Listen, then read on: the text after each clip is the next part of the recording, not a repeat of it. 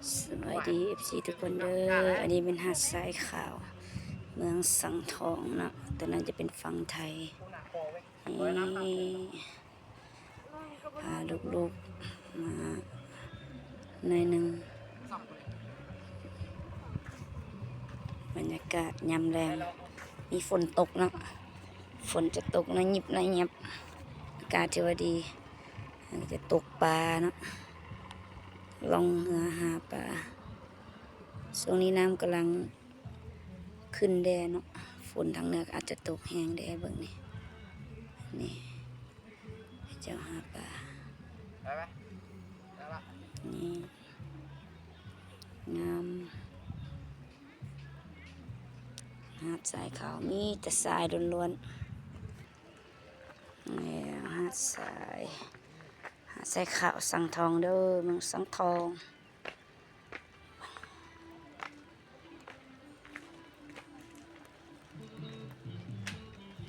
นี่จะเป็นอันนั้นส่วน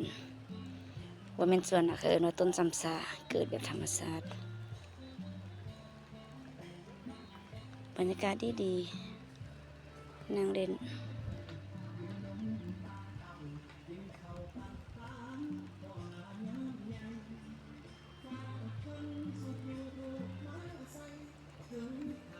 ทางนั้นจะเป็นตูบ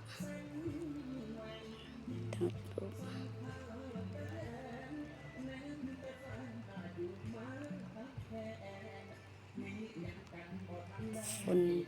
ฝนตก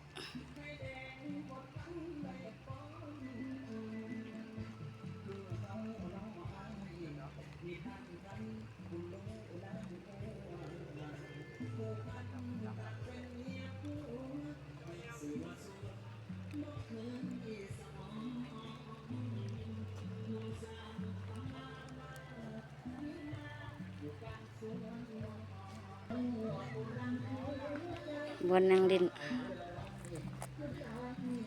มักแบบนั่งกลางแปลนกลางแจ้งก็นั่งได้เครื่องดื่มเนาะเบียร์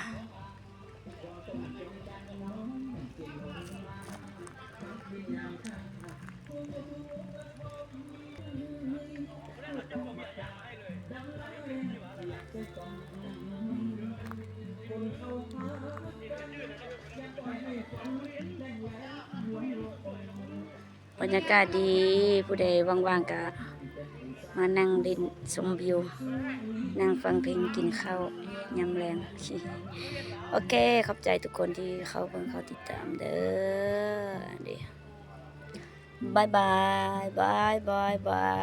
ายที่หาดทรายสังทอง